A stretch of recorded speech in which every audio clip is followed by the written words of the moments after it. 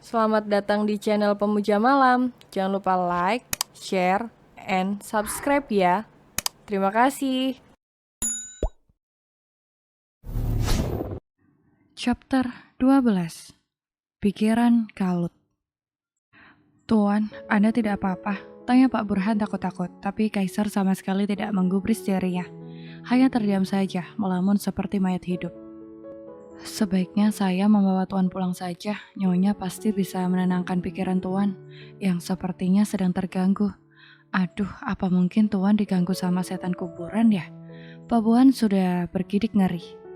Pak Burhan langsung menjalankan mobilnya menuju ke rumah tuan besarnya, yang sekarang masih diam seperti patung. Setelah sampai rumah, Pak Burhan memapah Kaisar masuk rumah. Delia yang melihat kepulangan suaminya langsung menyambut, tetapi Delia keheranan. Ketika melihat Kaisar, mukanya begitu pucat, tubuhnya juga menggigil. Tatapan matanya kosong. Delia membawa Kaisar ke kamar mereka dengan bantuan Pak Burhan. "Tuanmu kenapa?" tanya Delia penasaran dan khawatir. "Saya tidak tahu, Nyonya. Tadi Tuan habis ke makam almarhum ibunya. Begitu balik dari sana, marah-marah, nangis-nangis, teriak-teriak, lalu seperti ini, Nyonya." "Saya takut kalau Tuan kesambet setan di kuburan, Nyonya," ucap Pak Burhan mukanya pucat ketakutan. "Kamu itu ada-ada aja. Udah sana minta si Bibi untuk siapkan teh hijau dan bawa makan siang ke kamar saja. Saya dan suami saya mau makan di kamar saja," perintah Delia, lalu menghampiri suaminya yang masih bisu. Air mata masih meremas di matanya. "Kamu kenapa sayang? Apa ada masalah?" Delia melangkah hati-hati. Usia kandungannya sudah mau masuk 4 bulan. Tapi Delia masih waspada terhadap apapun. Kaisar masih terpaku belum merespon apapun. "Nyonya, ini pesanannya," ucap si Bibi di balik pintu. "Masuk, Pi." Delia berteriak karena dia sedang berusaha membuat sang suaminya bicara.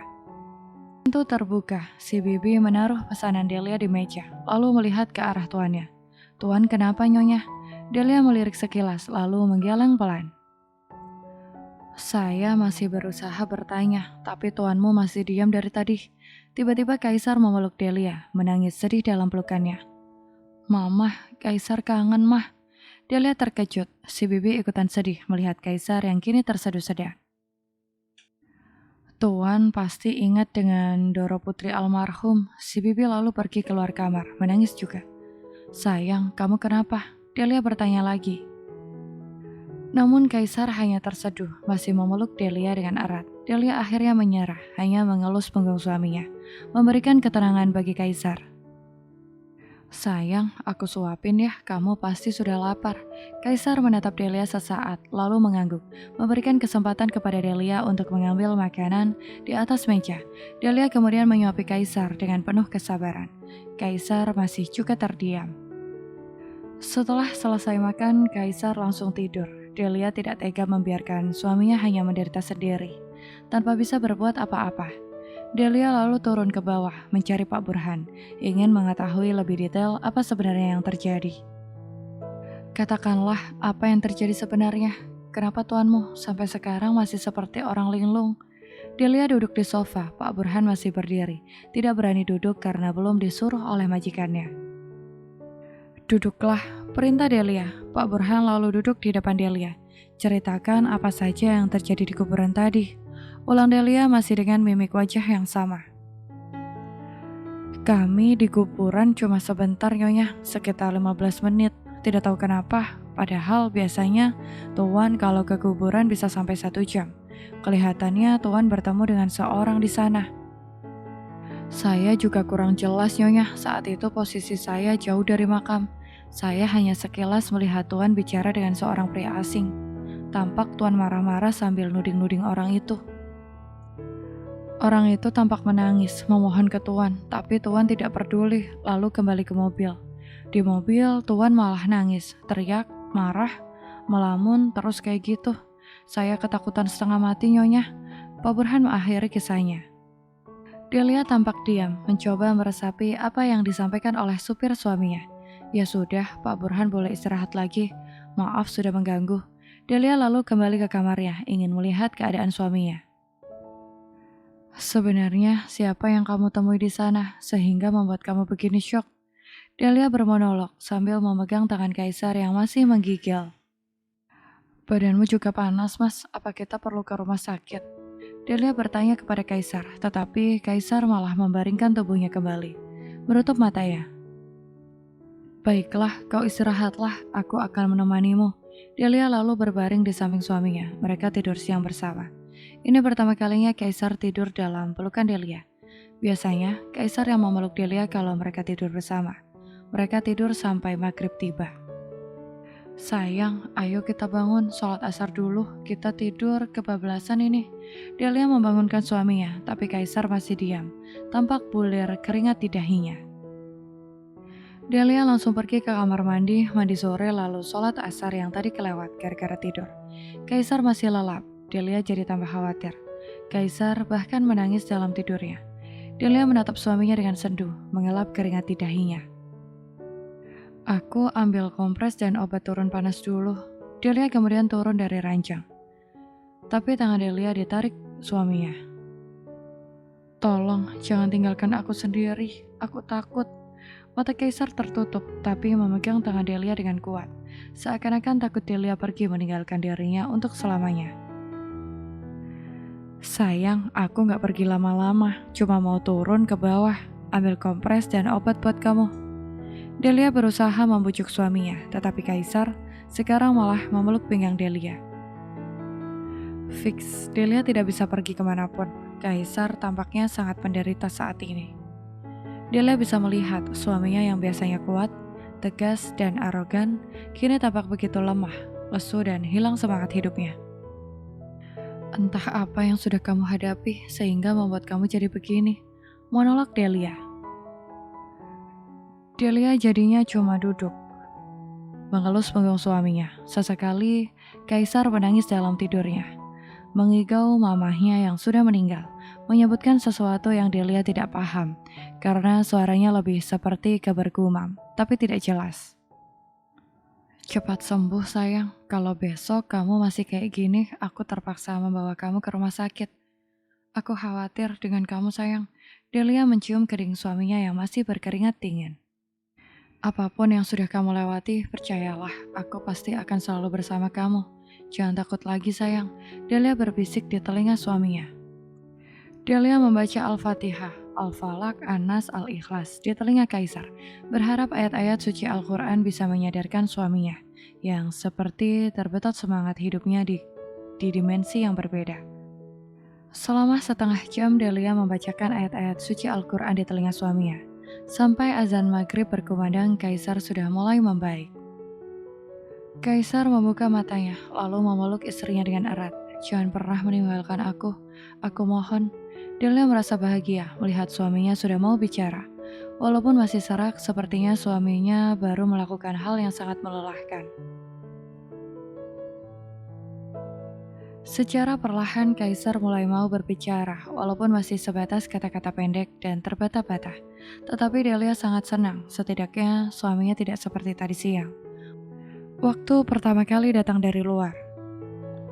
Sayang, gimana kalau kita jalan-jalan sebentar keluar? Tanya Delia hati-hati, takut suaminya tidak berkenan. Mas hanya ingin kamu peluk, gak berminat melakukan yang lainnya, ucap Kaisar sambil meremas tangan Delia. Delia berdesir hatinya sejak mereka sepakat untuk menjalani rumah tangganya secara normal. Kaisar seakan tidak bisa lepas dari Delia. Delia merasa sebagai seorang wanita yang paling beruntung. Rasanya Delia jatuh cinta setiap hari kepada suaminya tersebut. Kita seharian ini sudah dirancang sayang, aku dan anak kita bosan rasanya.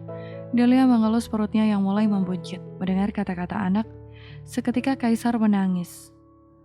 Ya, perasaan Kaisar saat ini sedang kalut, mengingat masa kecilnya yang bisa dikatakan nyaris tak berayah sama sekali. Ayahnya tidak pernah sekalipun berpikir untuk melihat atau mencari dirinya. Kaisar selama hidupnya tidak pernah merasakan cinta seorang ayah. Dengan seduh dan berderai air mata, Kaisar mencium perut Delia. Anak papa, baik-baik di perut mama ya. Papa janji kalau kamu sudah lahir, papa pasti akan mencintai kamu dan mamamu. Tidak akan meninggalkan kalian, tidak akan meninggalkan kalian. Tidak akan pernah, papa pasti akan selalu mencintaimu. Ucap Kaisar tersendat-sendat. Delia menangkap kesedihan yang begitu mendalam. Dalam suara Kaisar, derai air matanya mengiris hati Delia. Entah apa yang sudah kau lalui, percayalah, aku dan anak kita akan selalu berusaha memberikan yang terbaik untuk kita selalu bersama. Tangis Kaisar semakin menjadi. Isak tangisnya semakin membuat pilu. Sepanjang mengenal Kaisar, baru kali ini Delia melihat Kaisar seperti ini. Jagalah anak kita, aku janji sama kamu sayang, aku tidak akan pernah membuat kita dan anak kita menangis. Kaisar semakin mengeratkan pelukannya.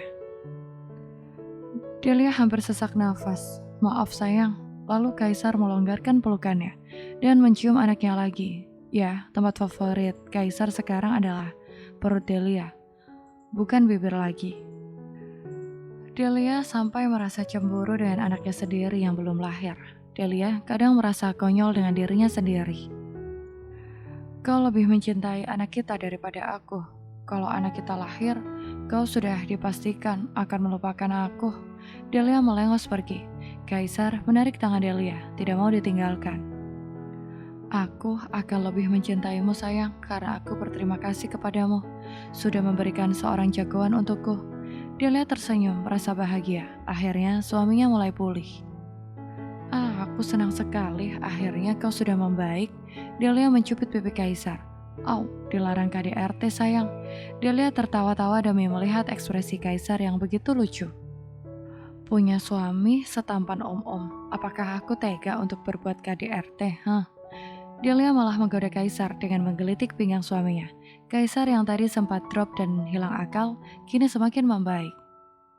Sayang, apa kau bisa menceritakan apa yang terjadi denganmu di makam mama?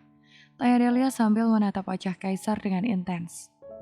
Seketika Kaisar terdiam sejenak, raut mukanya aneh. Delia mengalami kesulitan untuk membaca. Di sana bisa dilihat ada kemarahan yang begitu besar, ada kesedihan yang mendalam, ada putus asa yang memilukan. Aku tidak akan bertanya kalau kau keberatan sayang. Delia lalu meraih tangan Kaisar, lalu menciumnya dengan lembut dan perlahan. Kaisar mengelus rambut Delia. Aku bertemu dengan papaku di makam mama. Delia terhenyak sejenak. Ada masalah apa sebenarnya? Kenapa Kaisar mengatakan itu dengan mimik marah dan sedih? Bukankah senang bertemu dengan papamu?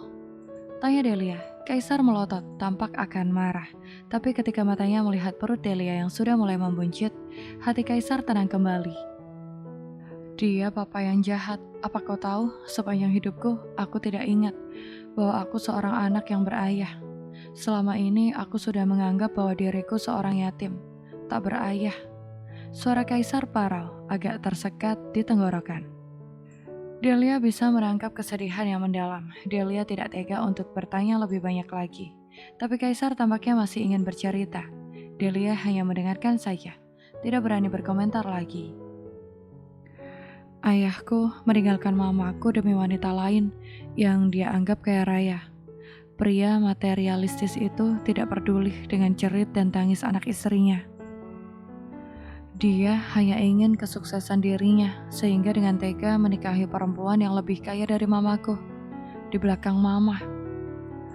Mereka memiliki seorang anak laki-laki. Mereka tertawa-tawa di atas derai air mata ibuku. Sepanjang hidup ini, aku tidak akan pernah melepaskan mereka. Mata Kaisar penuh dengan kilatan emosi, marah, dan dendam. Delia sampai bergidik ngeri. Sayang, aku baru tahu kalau kehidupan yang kamu jalani ternyata begitu memilukan. Maafkan, selama ini aku memperlukan kamu seperti seorang penjahat. Aku janji, aku akan semakin berusaha untuk menjadi seorang istri dan ibu yang baik untuk anak-anak kita. Kamu jangan bosan untuk mengingatkan aku. Delia kemudian membenamkan wajahnya di pelukan Kaisar. Menyesap keharuman dan ketenangan di dada suaminya yang bidang dan berotot. Kaisar mencium kering Delia dengan penuh haru dan bahagia. Aku akan selalu berusaha memberikan cinta yang banyak untukmu dan anak kita, ucap Kaisar dalam hati. Aku pasti akan berusaha mencintai kamu, sayangku, cintaku, janji Delia dalam hati. Tiba-tiba Delia melompat, hati Kaisar sudah mencelos. Merasa khawatir terjadi sesuatu dengan anak yang ada dalam perut Delia. Hati-hati sayang, aku takut kenapa-kenapa dengan anak kita.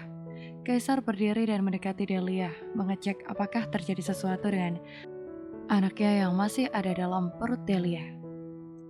Aku baik-baik aja sayang, anak kita juga baik-baik aja, gak usah khawatir ya. Delia menarik tangan Kaisar untuk pergi keluar kamar. Kaisar keheranan dengan kelakuan dia, sehingga tidak tahan untuk bertanya. Kita mau kemana sayang? Ini sudah mau malam, apakah tidak sebaiknya kalau kita menonton televisi saja? Bukankah tadi kau bilang bosan? Tanya Kaisar. Delia menggelengkan kepalanya, kemudian menatap Kaisar. Mata Delia yang berbinar-binar membuat hati Kaisar merasakan kebahagiaan. Iya, ketika bersama dengan Delia, Kaisar merasa hatinya sangat hangat dan merasa sangat dicintai oleh perempuan itu. Kita mau kemana? Jangan berlari, Mas takut kenapa-kenapa dengan anak kita sayang. Delia tersenyum.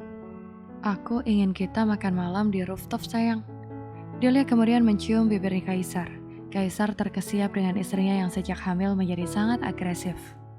Bibi, tolong siapkan makan malam kami di rooftop ya. Tanpa menunggu jawaban, Delia sudah menarik suaminya ke lift. Biar lebih aman. Kita mau apa di sana? Nanti kamu masuk angin. Kaisar menahan langkah Delia. Bersambung.